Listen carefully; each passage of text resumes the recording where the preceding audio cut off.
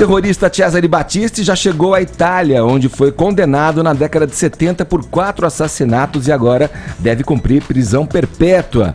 A prisão ocorreu no sábado na Bolívia. Vini, ele estava lá tranquilão, caminhando em Santa Cruz de la Sierra, é isso? Santa Cruz de la Sierra, sozinho, Edgar, quando foi abordado lá pelas autoridades bolivianas, portava com ele apenas um documento brasileiro, e você vai acompanhar agora pelas fotos que nós estamos colocando na nossa tela, Edgar, que ele está de óculos escuros, cavanhaque, camisa preta, calça jeans, mas se a gente focar bem no rosto dele e volta na outra imagem, Bruno, essa imagem que até serviu de chacota para muitos com relação à Polícia Federal. Acho que é a última das imagens daquela seleção, né?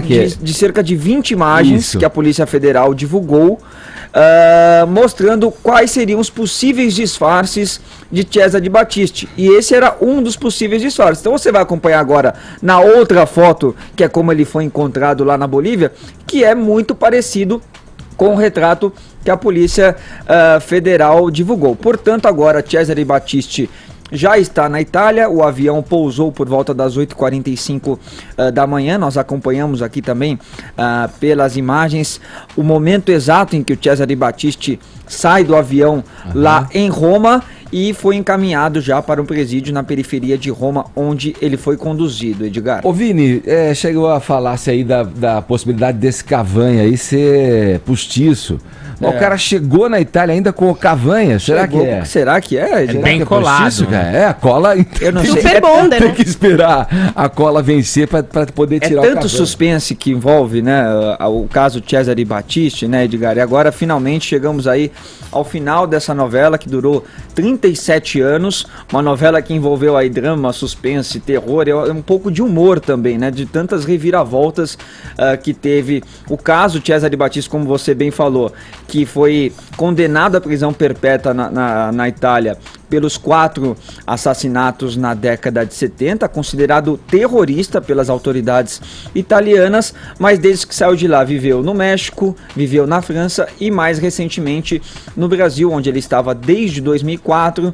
Aí em 2007 ele acaba sendo preso pela justiça brasileira, mas aí o atual ministro da Justiça, o Tarso Genro, em 2009 concede a ele um status de refugiado. Depois o STF autoriza sim a extradição para a Itália, mas no seu último dia de mandato, o até então presidente também Luiz Inácio Lula da Silva concedeu esse status novamente de refugiado para o Cesare Battisti e não autorizou a extradição para a Itália. Esse caso só foi ter uma reviravolta depois, em 2017, primeiro, Edgar, em uma tentativa de fuga dele também para a Bolívia, né?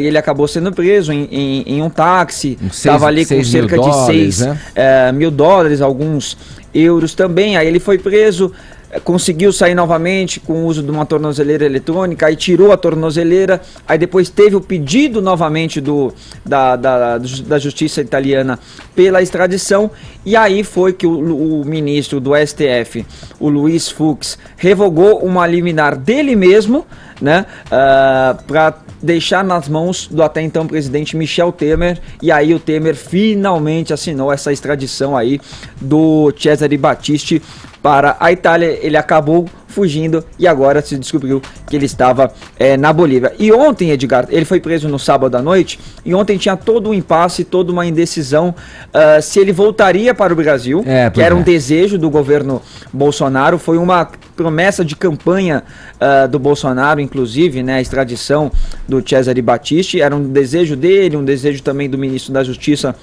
o Sérgio Moro. Inclusive foi uma notícia aqui que a Vera Magalhães trouxe com exclusividade agora no Jornal da Manhã, que acabou até frustrando um pouco aí os planos do governo brasileiro, apesar que a principal intenção era realmente a extradição dele. Só que isso acaba impedindo todo aquele acordo que tinha de extradição da justiça brasileira com a Itália. Agora, como ele foi expulso, né, da Bolívia diretamente para a Itália, agora ele vai ficar sob as leis realmente de tudo que ele foi julgado e condenado lá pela justiça italiana, Edgar. Caio, a gente já trouxe esse assunto outras vezes, em outras circunstâncias, outras ocasiões aqui no Morning Show, sobre o Cesare Battisti, né? A questão da política, da ideologia envolvida, tudo isso que o Vini trouxe pra gente, e reservou ainda esse final de desfecho dessa novela um capítulo especial aí, com a questão de se ele vem pro Brasil de volta, se ele não vem.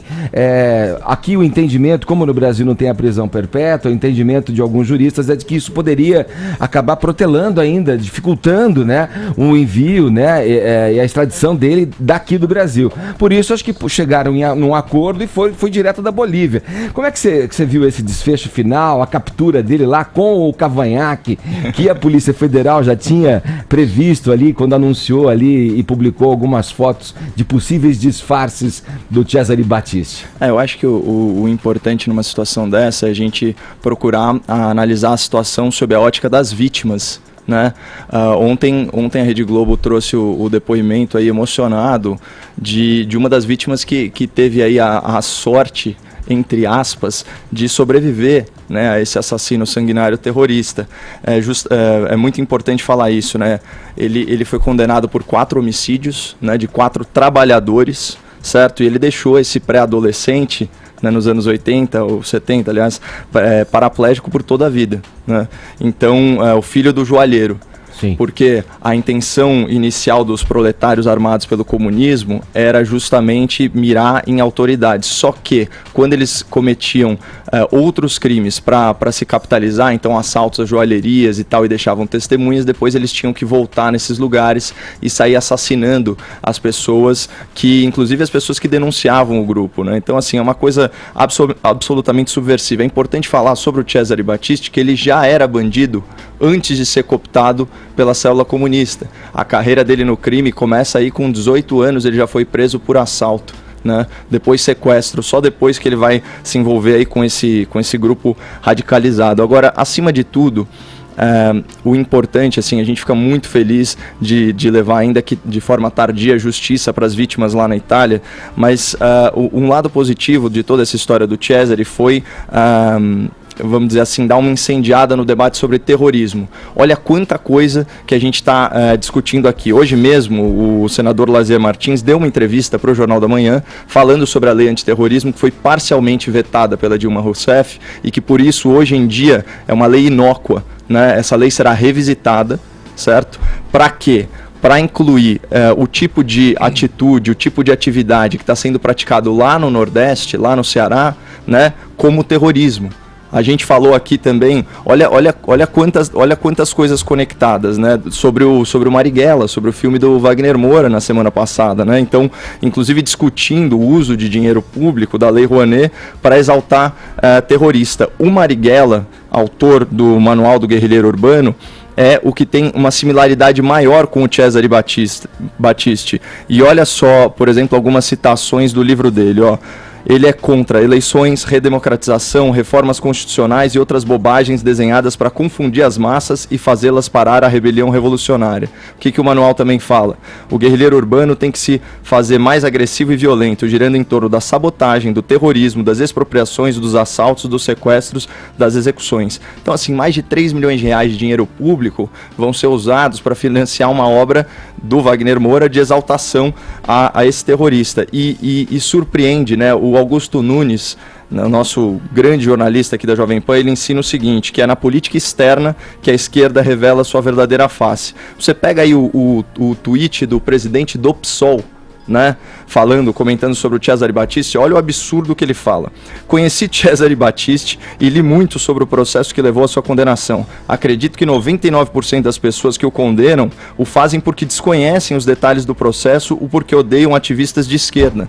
Creio na inocência de Cesare. Espero que a Bolívia não o extradite, o que ela já fez. Na verdade, ela o expulsou. Aqui é importante falar que não se trata de ódio a ativista, né? Se você quiser destruir um ativista de esquerda, basta você debater com ele. A questão não é essa. O que a sociedade odeia são criminosos, né? E falar em desconhecimento dos detalhes do processo, né, Edgar? Você ignora o sentimento de milhões e milhões de italianos. Isso, inclusive, é uma pauta que une esquerda e direita. Todos os partidos na Itália eram a favor da extradição do Cesare. Então, assim, é um absurdo. O Paulo Pimenta, do PT, aquele que fica confabulando teorias conspiratórias de que o Sérgio Moro é um infiltrado do FBI e que o MBL é financiado pela CIA, ele falou o seguinte, a Folha de São Paulo: não é discussão ideológica, mas constitucional. Imagina, você tem aí o CONARE, né, o Comitê Nacional para Refugiados, dando parecer contra isso lá em 2009, né, que o Tarso Genro solenemente ignorou, e depois o STF, que é o guardião da Constituição, ou pelo menos deveria ser, em plenário, decidiu pela extradição. Só que no final terceirizou a responsabilidade para o Lula. Então o que você tem são os agentes políticos ignorando a justiça por ideologia para favorecer o terrorismo. Exatamente. Inclusive, um dos lugares onde ele foi procurado antes de ser encontrado na Bolívia pela Polícia Federal foi na casa do advogado Luiz Eduardo Greenhalgh, que é filiado ao PT e que foi advogado do Battisti também, né? Foram mais de 30 incursões da Polícia Federal, então imagina quanto dinheiro do pagador de impostos foi gasto para desfazer esse grande erro do Lula cometido no último dia do seu governo. Edgar, deixa eu colocar aqui também a palavra do presidente Jair Bolsonaro, que comemorou essa decisão aí pelo Twitter, deu os parabéns aos responsáveis pela captura do terrorista Cesare Battisti, dizendo que finalmente a justiça será feita ao assassino italiano e companheiro de ideias de um dos governos mais corruptos que já existiram no mundo, e entre parênteses colocou ali a sigla do PT. E o ministro do Interior da Itália também, Edgar, que é o Matteo Salvini, agradeceu também à polícia e ao governo e afirmou que a chegada do Battisti já está sendo muito comemorada lá na Itália, e ele também citou o nome do presidente Bolsonaro. Vamos ver o vídeo. Ringrazio colui che ha anche permesso questo cambiamento, che è il nuovo presidente della Repubblica Brasiliana, Jair Bolsonaro, che ha tolto protezione e tutela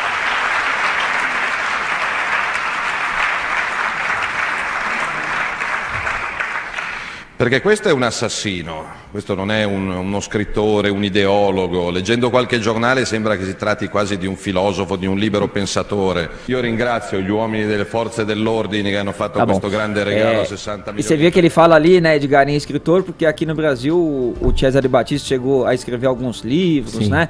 E ele também já confessou que disse às autoridades bolivianas também, no momento que foi preso, que elas podem procurar o ex-presidente Lula, que ele vai comprovar que ele não é um monstro.